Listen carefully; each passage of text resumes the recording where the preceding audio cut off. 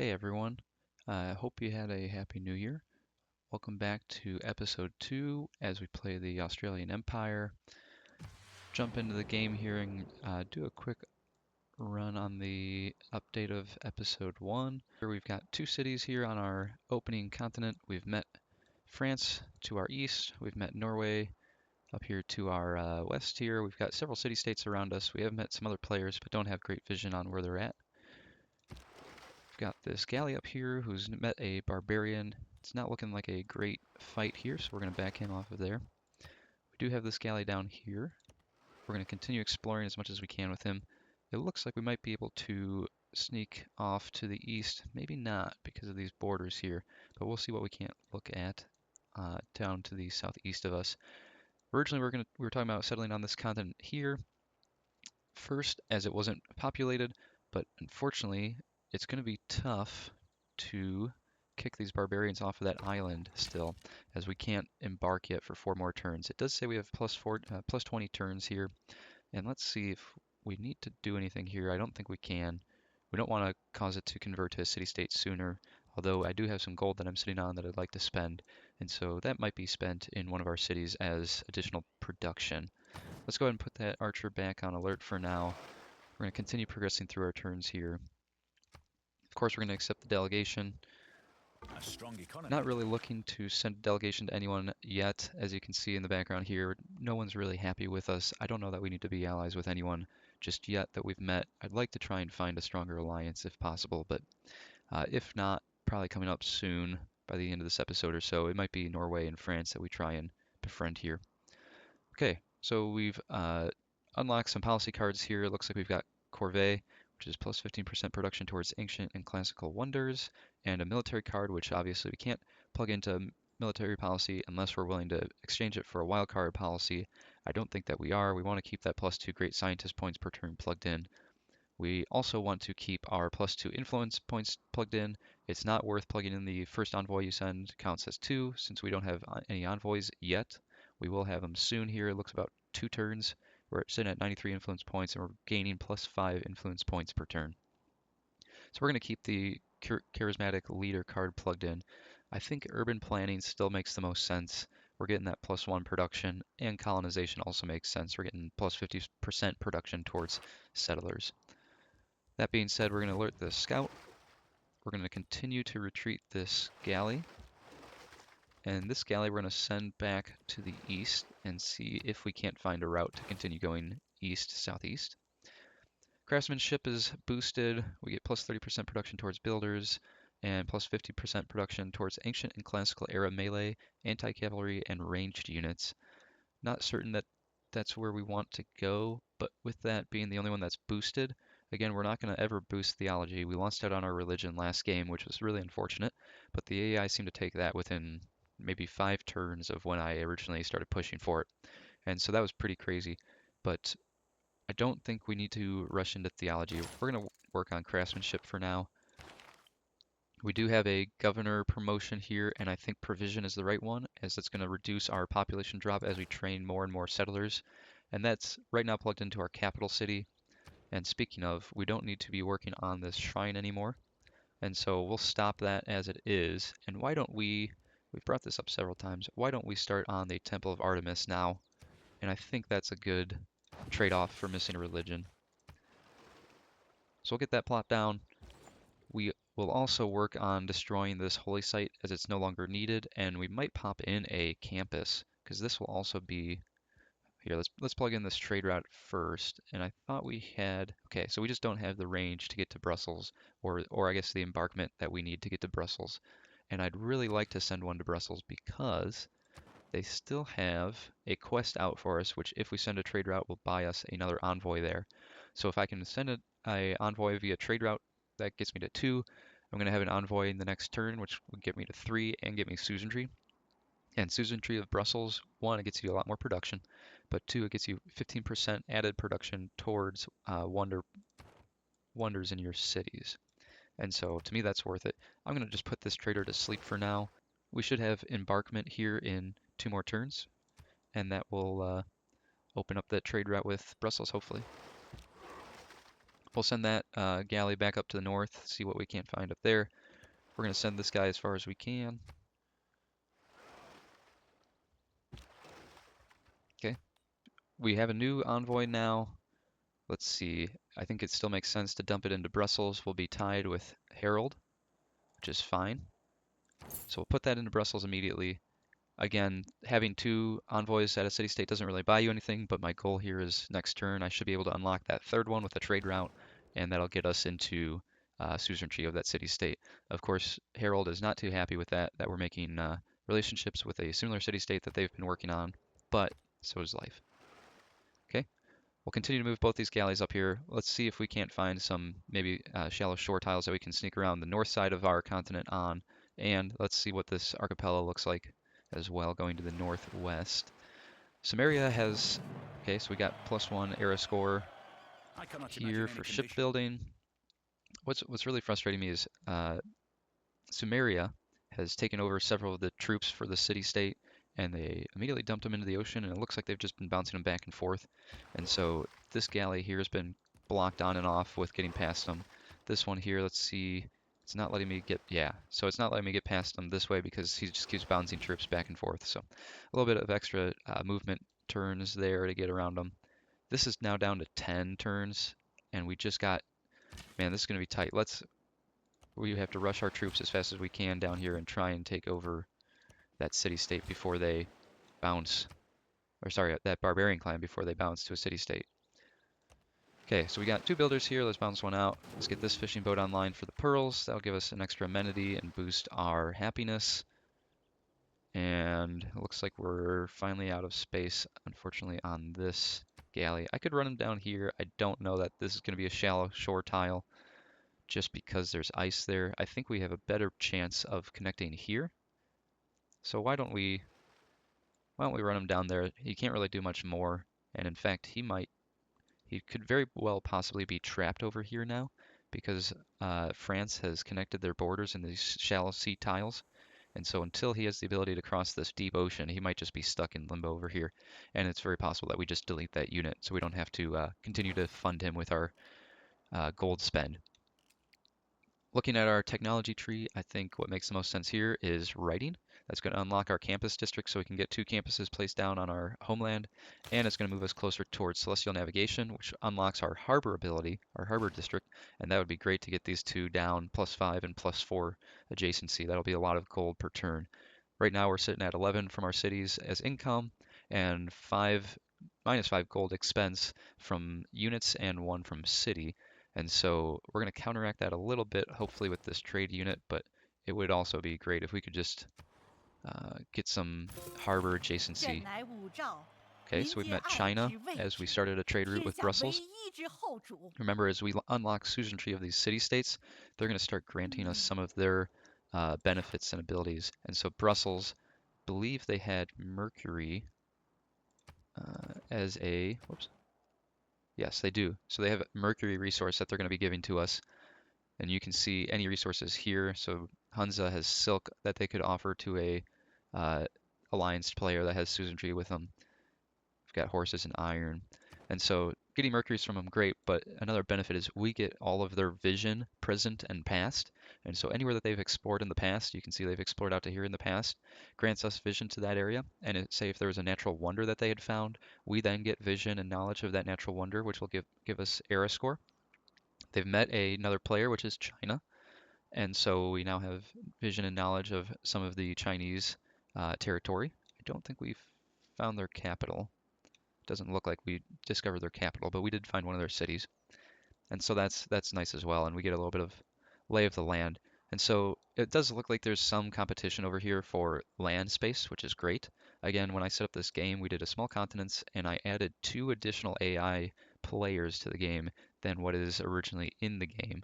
And I like to do that because if you go with the automated amount of players in a Civ 6 game, to me it just feels like the land is too open.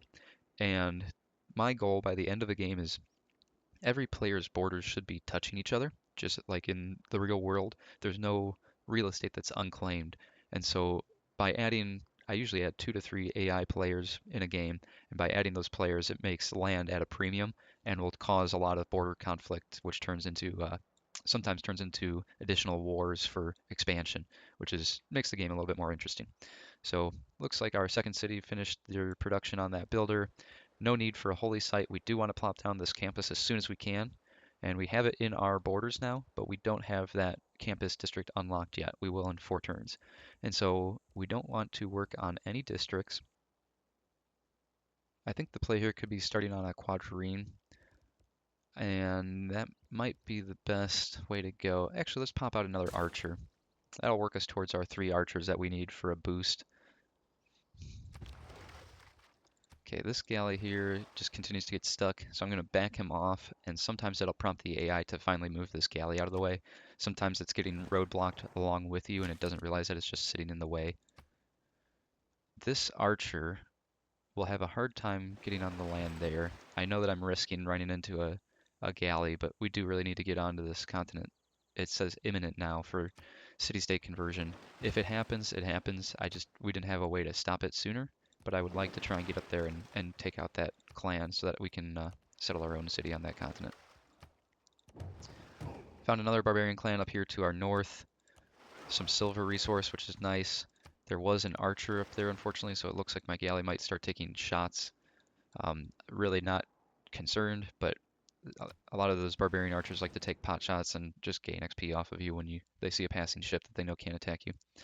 Okay, so China's offered a trade agreement. This is giving them 10 of my Diplo favor in return for 60 gold, 2 over 30 turns, and open borders. I really just don't have a need for this, but let's see if they would trade me for their coffee luxury. It doesn't look like they will, which is fine, unfortunate, but fine. If we could have gotten their coffee, okay, here we go. This archer did shoot at our galley. Let's see. Took a little bit of damage, not worried about that. Getting this archer on this continent is going to be really hard, and I've just realized that I hadn't noticed before, but this is all cliff face here again, and so getting him up that cliff face is going to be impossible. We'll have 2 tiles that we can access here, and you can see that they're already safeguarding those. We have 1 tile here that we can get on, and he's already safeguarding that one. I don't know how we're going to be able to do this in time, and you can see that coming out of the sea is just, we've got -10 base strength for amphibious attacks. We've got -5 combat strength when adjacent to an enemy. So we'll push him down here. I think, oh man, there's 2 archers down there. I think he might just be dead now. Unfortunately, I've stepped him into his grave, it looks like, if those 2 archers decide to shoot next turn. The good news is we're finding paths. Oh no. Well, this is really unfortunate. I think this galley is dead to rights now as well. Um, you can see that because I'm a damaged unit, I have -1 attacking ability now. And so I'm not evenly matched with this galley here. This quadrine is a ranged unit, and so he's going to be able to shoot me and not take any damage. We'll skip a turn and see what we can't work out with him next turn. We're going to continue this guy down to our south. Again, we're just looking for any land that we haven't found or a path around borders that we haven't found. We really are running into predicaments left and right. I do have 2 scouts that are sitting asleep. Let's try and run this guy up and get onto that goody hut, and maybe we can also explore this northern part of the continent. I don't know. There's not really anywhere else that I can safely send another scout at the moment, unless he has an escort, and even then it would be to scout a continent that's likely already been scouted and cleaned up. Okay, so both these archers have now shot onto my warrior, which killed him. I expected that to happen. This barbarian archer is going to shoot my galley up here. Their galley is going to then attack my galley. This other galley is going to attack, and yeah, that will finish him off. So that's really unfortunate. But again, I stepped him forward, not knowing, and it was immediately surrounded by some naval units. So this builder is going to finish his 3rd charge on those other pearls, which will be a huge benefit for us, even though we already have pearls online. What that gives us is a 2nd copy of that luxury resource, which is purely useless for us towards amenities. But what it will unlock is, again, I have a quick deals tab up here. What it will unlock is a bonus copy of this luxury resource, which we can propose for a trade. And right now the going rate is roughly 14 gold per turn. And so that'll double our gold income per turn if we can get that 2nd copy online and sold. Writing is easy. All right, great. We finally unlocked writing, which gives us the campus district. Let's immediately get this cooking in our second city. Yes, +8 district. That is amazing. So we're going to drop that down. We don't even have to work on it right now. You can see it would take 23 turns. Archer will take 6 more turns. Let's continue on the Archer. Let's see what tiles we're working here.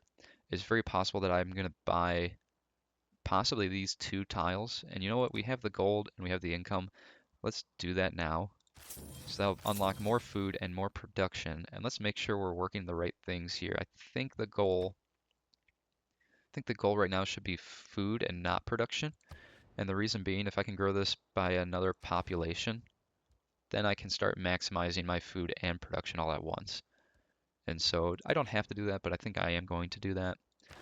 Since we finished writing, let's open our tech tree. We're going to select another tech to research. Haven't been able to build a quarry to boost this. We haven't farmed a resource, and I don't think that we have a resource to farm, and I don't think that we will have a resource to farm.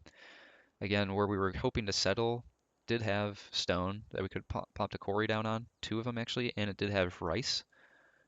Oh, wow, there's actually 4 copies of stone down here I didn't see. 1, 2, 3, 4. It also had a copy of rice that we could have set down a farm on and got those boosts from. But this turn, it looks like that Barbarian Clan finally decided to settle into a city-state. So that's really unfortunate, but again, we just couldn't get there fast enough. We'll continue to explore. We might settle a city here. The unfortunate thing is Brussels has already taken over the coffee, and we're getting that copy from them, but it would have been great to have that copy to ourselves. We might also explore up here to our north and see if we can't settle a city up here between us and France, which would be a power move if no one's sitting up there already. With that being said, let's choose our technology that we're going to research. And I think, as we talked about before, celestial navigation is going to be the way to go. We need to get our harbors online. That'll increase our gold per turn, and that really unlocks production per turn if we can buy units or buy buildings. And it also unlocks a lot of trading deals. Pretty soon, people are going to be getting great writers.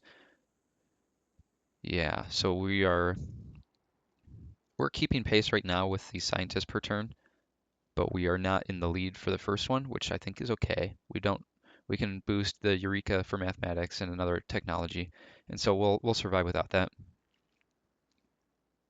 But pretty soon here, people are going to start getting great writers, great artists, great musicians, and the goal with that is if we have enough gold in our bank, we can start buying those off of other players and plugging those into our museums.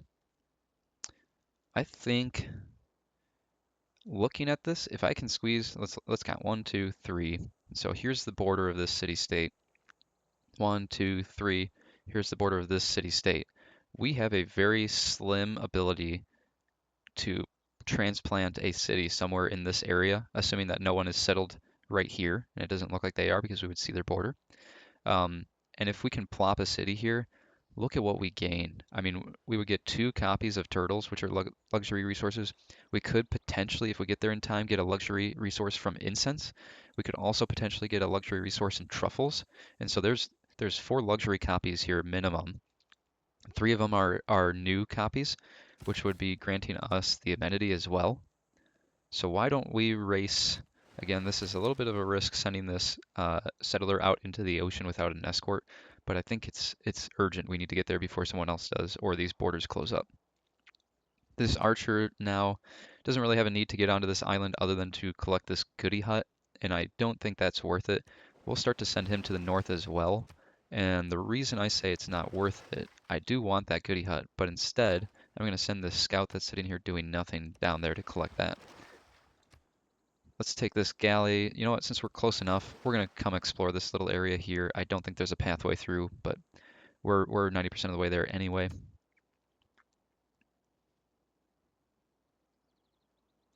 does look like there's a hurricane sliding its way through there, which is going to be a little bit dangerous, but I think it'll be gone before we get there. We've unlocked 2 more policy cards, 1 military, which I don't think we need to plug in, and 1 for economic policy. And this is plus 30% production towards builders. We are not popping out builders at the moment, and so I think we're okay here without that plus 30%. So I'm going to keep our policy just the way that it is for now. We'll continue to push that archer up there. We're going to send this galley down here, and yes, it is in fact closed off. This galley will continue to go around the north, and it is landlocked. We are touching the what do they call this? This is the tundra. I guess this is just snow. Interesting. Should have been like glacial, I feel like. Glacial or ice mass. So we have several new quick trade deals. Yes, we did get our second copy of Pearls Online, and so let's dump that off immediately. We've got two different enticing options here. We can either trade with Catherine or Harold here, and that would gain us 14 gold per turn for 30 turns. Or we can trade with China, which gets us an immediate 46 gold in our bank and 10 gold per turn for 30 turns. I don't really see the need to get 46 gold immediately, and so I'm just going to take, who do I want to friend?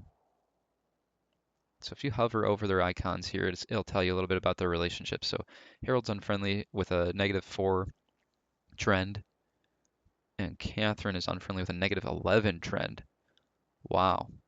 So -8 is coming from respects strong espionage opponents. We don't even have spies unlocked, and so I really wish that wasn't how Civ 6 worked, but unfortunately it is. And so she's upset that we're not spying on people, which is pretty ridiculous. Why don't we? Harold has +2 for unknown reasons. Why don't we trade it with Harold, and that will increase our relationship with Harold, and maybe that -6 comes off. I'm assuming that the -6 is likely his love for strong navies, and we've only got two galleys remaining. And so maybe that turns around soon. I'll also send him a delegation. Well, I guess I won't because he won't accept it. But hopefully we loosen that hatred towards us, and we can maybe become friends with Norway over here. That'd be nice. He will have a copy of Salt coming on soon if he settles another city down here, which I don't know why he wouldn't. 1, 2, 3. I guess he can't. 1, 2, 3. Might be able to settle somewhere out here, but it would be nice to trade for more luxury resources and bonus resources. So we finished our civic here. We've already looked at our policy cards. We are sitting in last place in our visible race here. Again, we can only see the civs that we've met and where they're sitting at on this tree. So it looks like China is sitting up here somewhere in these unrevealed civics. Why don't we start on recorded history? Just make sure that it's unlocked. It is. Why don't we start on recorded history? The requisite here is to build 2 campus districts. We're already working on our first one, although maybe we need to. Let's start working on that campus. It's going to take 19 turns, which is just entirely too long, but there's not much I can do about it. I can't maximize production much more than it already is, but I will do so. We might need to just buy another tile or something here if we can get these fish online. Doesn't really get us any more production, but it does get us more food to another pop.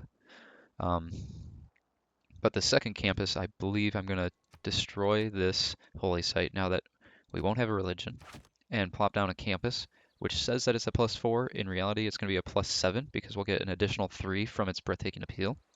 And so we'll have a +8 and a +7 campus based off of this coral reef, which is absolutely nutso. So I think we'll do that as soon as we can. 18 Diplo favor to Samaria for open borders, a little bit of gold per turn, and a little bit of gold one-time deal. I'm a bit enticed. Again, I'd really like to trade for their luxury resources here, and I don't think that they will. Yeah, he will not. What would he give me just for my foxes? Yeah, it's not worth losing one of my luxury resources just for 12 gold per turn. I'm already making 30 per turn. I don't think I need that big of a inflow of gold, so we'll keep that in our pocket for now. I think we're quickly running out of space for me to explore with these galleys, and I think this one is stuck over here for the time being, which is fine.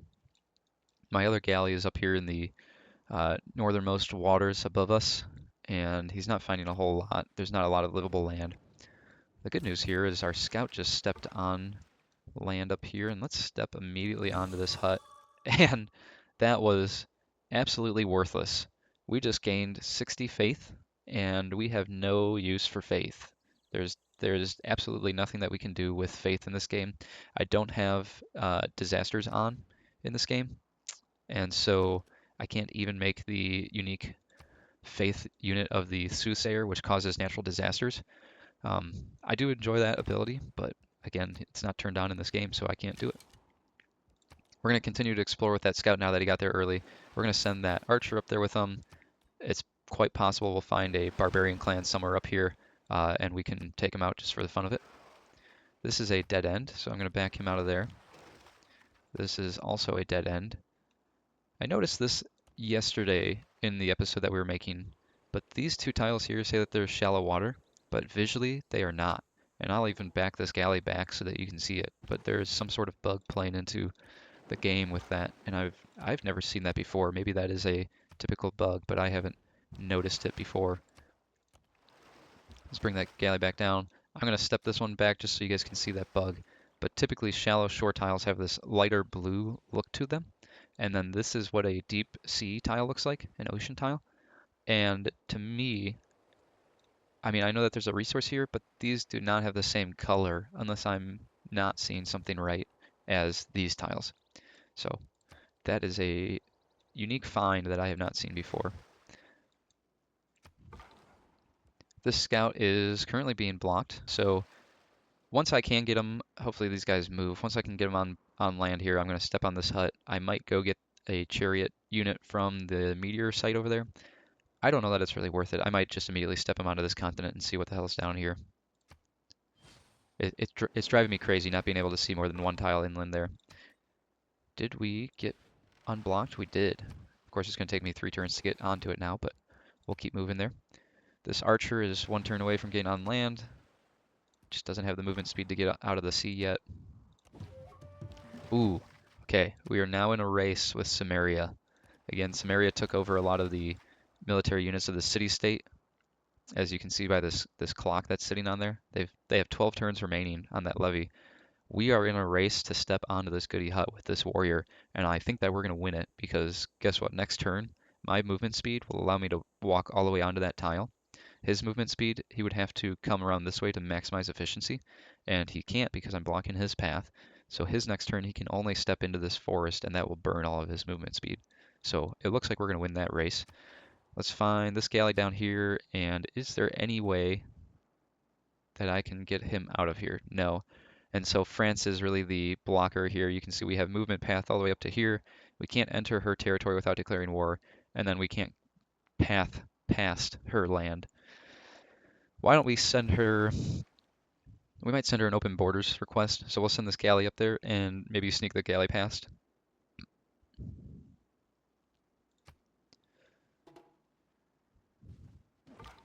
Okay. So as expected, this warrior stepped into this forest tile and had to end their turn. I can step all the way onto that goody hut, granting me 75 immediate gold in my bank, which is great. Continue to send that galley, and I'm going to try and push him as far west as I can along that corridor there. There's a little bit of a drought going on, and I don't want to damage my archer, so I'm just going to leave him there for now. Let's think about where we need to settle this city. If we settle, and let's read the abilities here again. So, +3 housing in coastal cities. Pastures trigger a culture bomb. Yields from campuses, commercial hubs, holy sites, and theater squares are +1 in charming appeal and +3 in breathtaking appeal. So I want to found a coastal city. I don't believe that settling on a lake quantifies as a coastal city. It might. I'm just not sure on that. And so settling here or here would be fine, and it grants me immediately fresh water. But, but, this is likely a mountain tile, so I don't know that there's anything worth getting there. If it's not, there's something to be said about like a campus in here, because it'll have really high adjacency off these mountains. I think the power move here, though, is going to be settle in place where I'm at. It's going to immediately grant me truffles. It's going to immediately grant me the incense, because those are both within 1 tile of my city, so I won't have to pay to buy those tiles. It'll immediately grant me these turtles, because they're within 1 of my city, which is great. I could also buy this tile. But what I'm looking at here, if I place my city down where I'm at, and then I pop, again, there might be a better campus in here, I don't know. But if I pop a campus down here, it's immediately getting +5 because of these coral reefs, because of the adjacency to my city, and a mountain tile. That +5, if we look at our appeal overlay, is actually on a breathtaking tile. And so that's an additional 3. And so this is, in reality, at least a +8 campus already.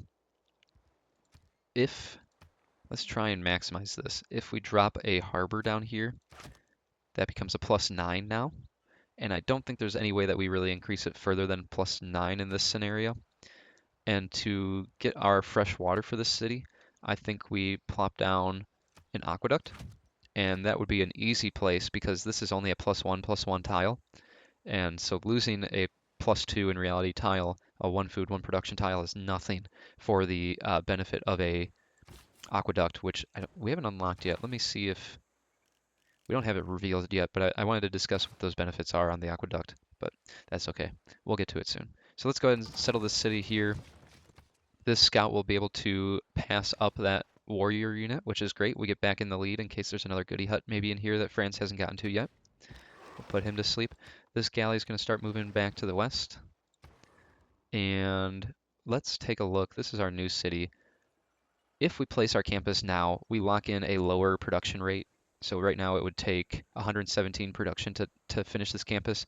As we progress through the turns, that only goes up for all of your districts if you didn't know that. And so we lock in a lower rate the moment that we place it, even if we don't work on it or finish it. It would take 44 turns now. If we do so, we lose a 1 food, 2 production, and 1 faith tile. Again, the faith I don't care about. It is worthless to me at this point. I would lose a +3 tile, and I think we're going to have plenty of those in this city, especially starting off at 1 pop. So why don't we place that tile now? We're not going to work on it. We instead, if I can click on it, we instead are going to start on the granary. And meanwhile, I want to come in here and gold purchase a builder. So we don't have to produce a builder down here and walk him up. And speaking of, I have a builder sitting here with 1 charge left. Why don't we send this builder to this fish tile and we'll get that online. Okay, we're going to play one more turn and call the episode there. So we just hit our next turn. We got a promotion by stepping onto this goody hut with the scout, which is fine. What I like to do to maximize movement, again, this scout can't embark directly from this tile, but he doesn't have, oh, I didn't realize he only has 1 movement left in this turn. Let's step him down there. We're going to save that promotion, which will be covered in the next episode.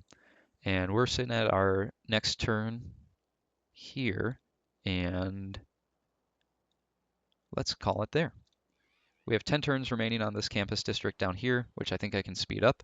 We have 1 turn on the Temple of Artemis, which will be great to hit next turn on the start of the next episode. And we finally founded our 3rd city. So great. Thanks for joining, guys, and Happy New Year.